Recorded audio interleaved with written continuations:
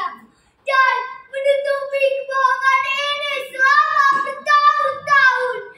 Kakak jaga, aku sangat kecewa. Aku tak sanggup lagi hidup bersamamu. Dan anak kita Nawang Sari yang amat aku cintai ini, aku telah garantimu. Aku harus kembali ke kayangan saat ini juga. Selamat tinggal Nawang Sari. Selamat tinggal Kakak Jaga.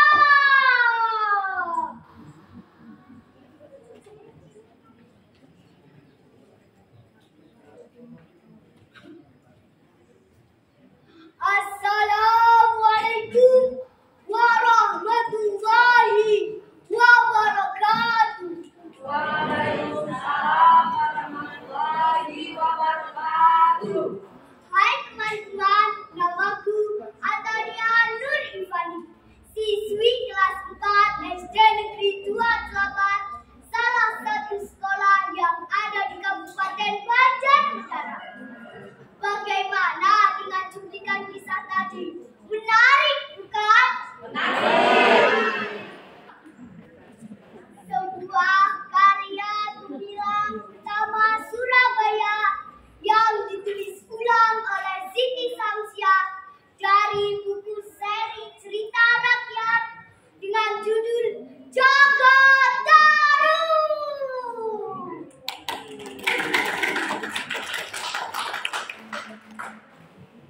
Jagat Taruh adalah seorang pria yang sangat tampan. Pada suatu hari seperti biasanya, saat ia mengumpulkan kayu-kayu di hutan, tiba-tiba mendengar suara air terjun dan suara para wanita yang sedang mandi sambil bercengkrama. Karena sangat penasaran, Jagat Taruh pun semakin mendekati para wanita-wanita itu sambil merunduk-runduk di balik semak belukar.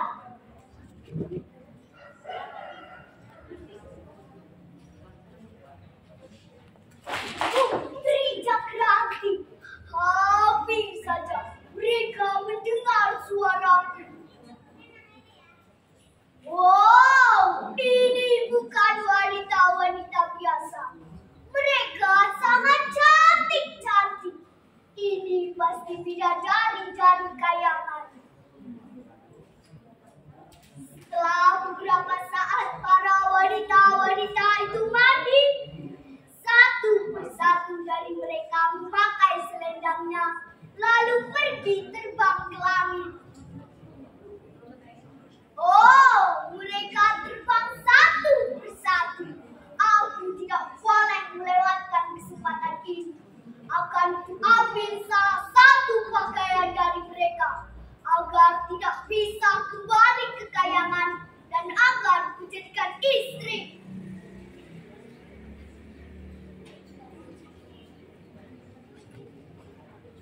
Nanti akan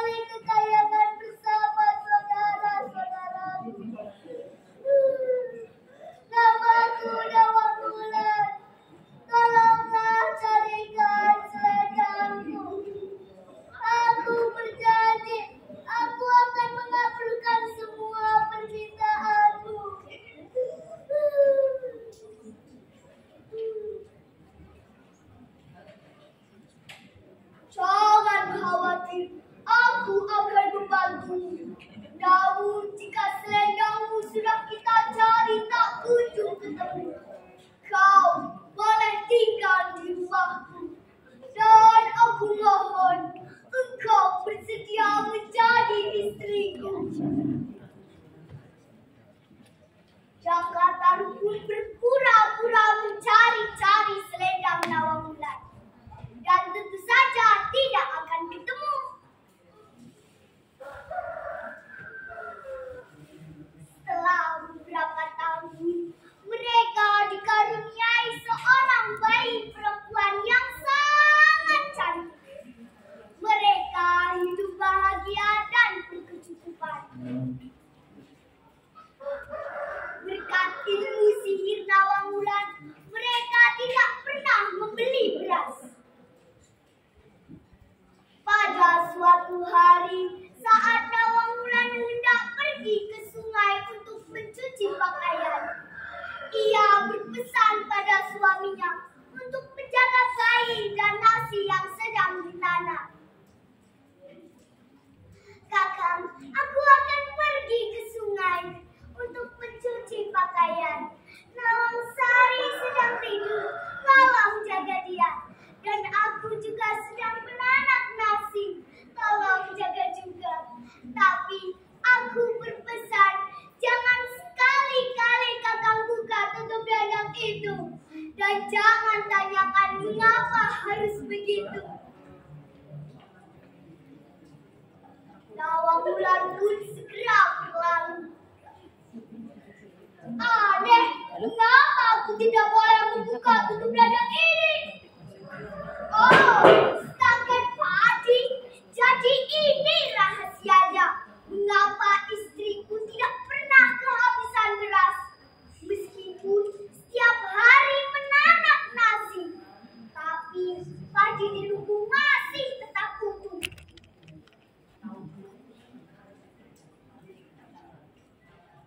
Kembali dari sungai, Nawangwulan pun sangat marah karena ia tahu suaminya telah melanggar pesannya. Kakang, mengapa kakang buka tutup dadang ini? Kakang telah melanggar pesanku. Kakang akan menyesal karena melihat tanganku pecah-pecah. Karena setiap hari harus menumpuk padi. Dan padi kita akan segera habis.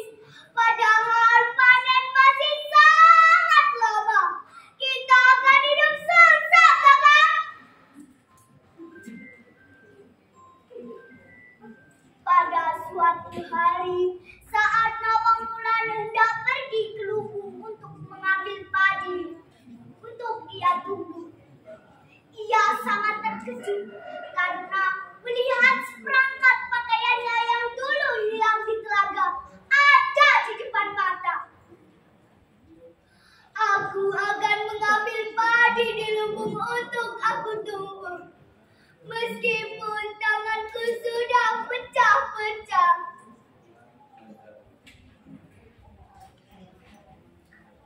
Oh, rupanya ini selendangku.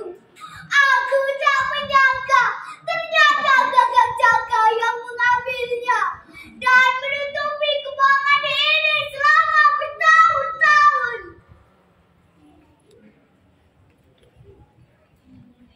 Segera Nawangwulan menemui suaminya dan meluapkan kekecewaannya. Kakang, maafkan aku. Maafkan. Aku akan pergi ke kayangan. Nawangsari, maafkanlah ibumu ini. Ibu harus kembali ke kayangan.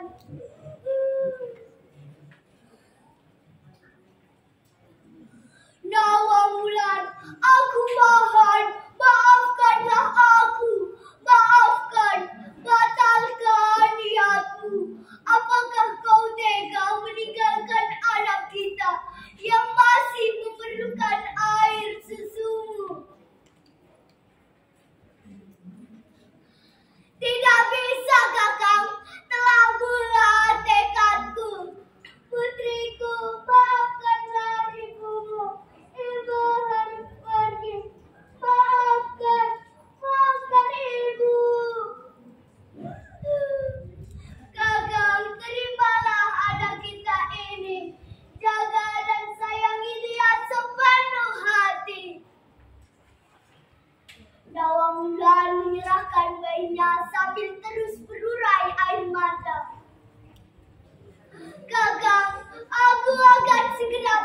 ini. Nanti di setiap bulan purnama, bawalah anak kita keluar danau ini. Aku akan turun untuk menjenguk dan menyusui anak kita. Tak selang beberapa lama, Nawang Wulan pergi meninggalkan anak dan suami tercintanya. Sambil melambaikan kedua tangannya. Sejak itu, hiduplah Jaka Tarub dan anak semata wayangnya. Dan di setiap bulan purnama, Nawang Wulan datang